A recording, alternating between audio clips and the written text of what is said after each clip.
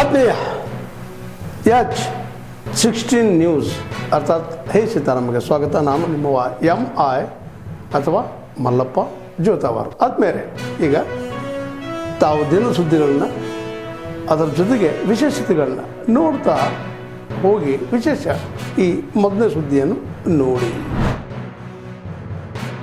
ನಮ್ಮ 745 ಪರೀಕ್ಷಾ ಕೇಂದ್ರಗಳಲ್ಲೂ ಸಹ ಪರೀಕ್ಷಾ ಕೇಂದ್ರಕ್ಕೆ ಒಬ್ಬರಂತೆ ವಸ್ತ್ರ ಸಂಹಿತೆ ಅಧಿಕಾರಿ ಅಂತೇಳಿ ನಾವು ಅಪಾಯಿಂಟ್ ಮಾಡಿದ್ದೀವಿ. ಅವರಿಗೆ 2 ಬಾರಿ ನಾವು ತರಬೇತಿಯನ್ನ ನೀಡಿದ್ದೀವಿ. ವಸ್ತ್ರ ಸಂಹಿತೆ ಅಂದ್ರೆ ಏನು ವಿದ್ಯಾರ್ಥಿಗಳು ಹಾಕಿಕೊಂಡು ಬರಬೇಕು, ಯಾವುದು ನಿಷೇಧ. ಹಾಗಾಗಿ ಈ ಸರಿ ಅದು ಯಾವುದೇ ರೀತಿ ಗೊಂದಲ ಆಗಲ್ಲ.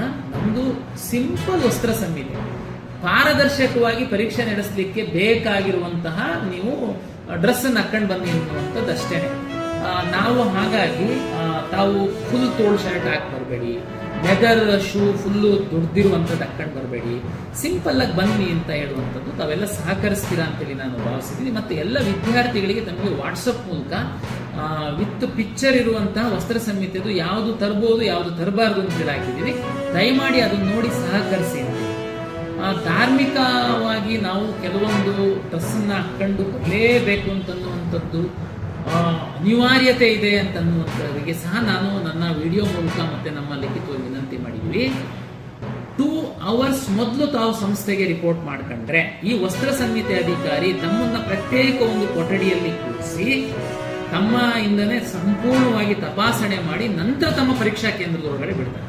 ನೀವು ಲಾಸ್ಟ್ ಮೂಮೆಂಟ್ ಅಲ್ಲಿ ಏನಾದ್ರೂ ಬಂದು ಸುಮ್ಮನೆ ಹಠ ಮಾಡೋದು ಗಲಾಟೆ ಮಾಡೋದು ದಯಮಾಡಿ ಮಾಡಬೇಡಿ. ನಮ್ಮ ವಸ್ತ್ರ ಸಂಹಿತೆಗೆ ಭದ್ರಾಗಿ ತಾವು ನಡ್ಕೊಳ್ಳಿ. ಇಲ್ಲ ಸರ್ ನಾನು ಸಿಕ್ಕಿದ್ದೀನಿ ಸರ್, ಸಿಕ್ತು, ನಂದು ಪೇಟ ನಾನು ತೆಗಿಲಿಕ್ಕೆ ಬರಲ್ಲ, ನಾನು ಹಾಕೊಂಡು ಬರಲೇಬೇಕಾಗುತ್ತೆ. ಓಕೆ, ತಾವು 2 ಗಂಟೆ ಮೊದಲ ಬೆಲ್ಲಿಗಿಂತ 2 ಗಂಟೆ ಮೊದಲು ತಾವು ಬನ್ನಿ. ತಮಗೆ ಆದಂತಹ ಸಪರೇಟ್ ನಮ್ಮ ಫ್ರಿಸ್ಕಿಂಗ್ ವ್ಯವಸ್ಥೆಯನ್ನ ನಮ್ಮ ವಸ್ತ್ರ ಸಂಹಿತೆ ಅಧಿಕಾರಿ ಮಾಡಿರ್ತಾರೆ.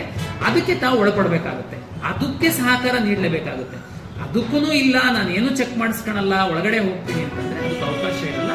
ನೀಟ್ ಪರೀಕ್ಷೆನಲ್ಲಿ ಏನೋ ಒಂದು ವಸ್ತ್ರ ಸಂಹಿತೆ ತಗೊಂಡು ಬಂದಿದ್ದಾರೆ, ಅದೇ ವಸ್ತ್ರ ಸಂಹಿತೆ ನಾವು ತಗೊಂಡು ಬಂದಿದ್ದೀವಿ. ನಾವು ವಿಶೇಷವಾಗಿ ಯಾವುದನ್ನು ನಾವು ಮಾಡಿಲ್ಲ. ದೇಶ ಹಿತ, ಸಮಾಜದ ಹಿತವನ್ನ, ಜನಹಿತವನ್ನ ನೋಡುವಂತ ಪಕ್ಷ ಅಲ್ಲ, ಅಭಿವೃದ್ಧಿಯನ್ನ ನೋಡುವಂತ ಪಕ್ಷ ಅಲ್ಲ.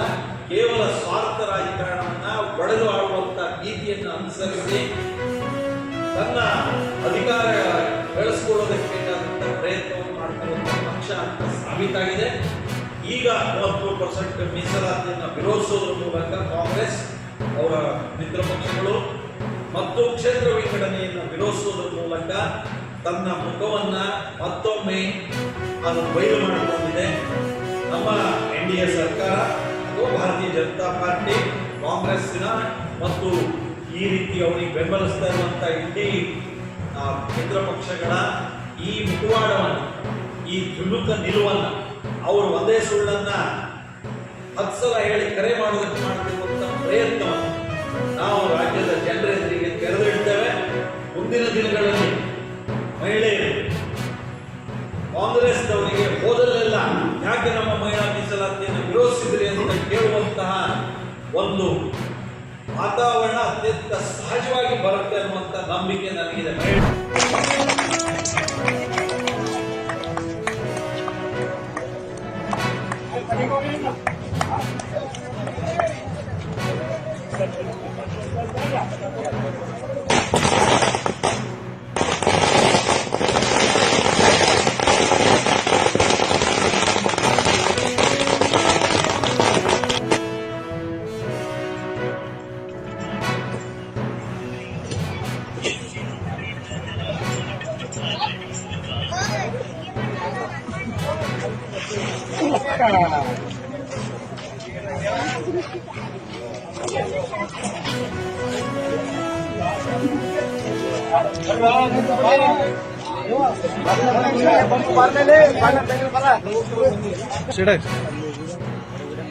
ಸ್ವಲ್ಪ ಸೈಡ್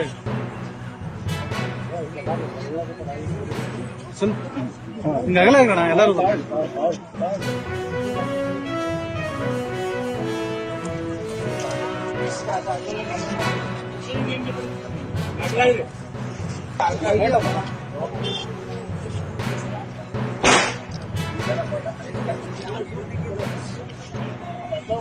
ಜುಬ್ಲಿ ಅಂತ ಏನು ಕರಿತೀವಿ, ಆ ಸೋಲಾರ್ ಜುಬ್ಲಿ ಕಾರ್ಯಕ್ರಮದ ಒಂದು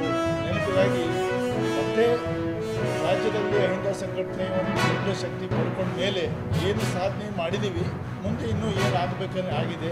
ಇನ್ನೂ ಏನೇನೋ ಸಂಕಲ್ಪ ತೊಟ್ಟು ನಾವು ಅಹಿಂದ ಶಕ್ತಿ ಈ ರಾಜ್ಯದಲ್ಲಿ ಕೆಲಸ ಮಾಡಬೇಕಾಗಿದೆ, ಒಗ್ಗಟ್ಟಾಗಬೇಕಾಗಿದೆ, ಒಂದು ಹಲವಾರು ವಿಷಯಗಳ ಬಗ್ಗೆ ಬೆಳಕು ಚೆಲ್ಲಬೇಕಾಗಿದೆ. ಅದಕ್ಕಾಗಿ ಆದ ಸಾಧನೆಗಳ ಬಗ್ಗೆ ಚರ್ಚೆ, ಇನ್ನೂ ಸಾಧಿಸಬೇಕಾದಂಥ ವಿಚಾರಗಳ ಬಗ್ಗೆ ಸಂಕಲ್ಪ ತೊಡಲಿಕ್ಕೆ ಇನ್ನೂ ಹೆಚ್ಚು ಹೆಚ್ಚು ಸಂಘಟನಾತ್ಮಕವಾಗಿ ಉತ್ಸಾಹದಿಂದ ಈ ವರ್ಗದ ಹಿತರಕ್ಷಣೆಗಾಗಿ ರಾಜಕೀಯವಾಗಿ, ಸಾಮಾಜಿಕವಾಗಿ, ಶೈಕ್ಷಣಿಕವಾಗಿ, ಆರ್ಥಿಕವಾಗಿ ಎಲ್ಲ ರಂಗಗಳಲ್ಲೂ ಈ ವರ್ಗಕ್ಕೆ ಇನ್ನೂ ಏನು ಮಾಡಬೇಕಾಗಿದೆ ಅನ್ನೋದನ್ನು ಒಂದು ರಾಜ್ಯ ಮಟ್ಟದ ವಿಚಾರ ಸಂಕಿರಣ ಇದಾಗಿದೆ. ಆ ಕಾರಣಕ್ಕಾಗಿ ಈ ಬಾರಿ ಏನು 26 ಹುಬ್ಳಿನಲ್ಲಿ ಸೇರ್ತಾ ಇದ್ದೀವಿ. ಇದು ತಾವೆಲ್ಲ ಇಲ್ಲಿವರೆಗೆ ಸುದ್ದಿಗಳನ್ನು ನೋಡಿದಿರಿ, ಜೊತೆಗೆ ವಿಶೇಷ ಘಟನೆಗಳನ್ನು ಸಹ ನೋಡಿದಿರಿ. ಅದು ನಿಮ್ಗೆ ಏನು ಅನ್ನಿಸ್ತು? ನಿಮಗೆ ಲೈಕ್ ಮಾಡಿರಿ, ಶೇರ್ ಮಾಡಿರಿ, ಕಾಮೆಂಟ್ ಮಾಡಿರಿ, ಜೊತೆಗೆ ಸಬ್ಸ್ಕ್ರೈಬ್ ನಿಲ್ಲಿಸ್ಬೇಡ್ರಿ. H16 ನ್ಯೂಸ್ ಅರ್ಥಾತ್ ಸತ್ಯದ ಕೈಗನ್ನಡಿ ವಂದನೆಗಳು.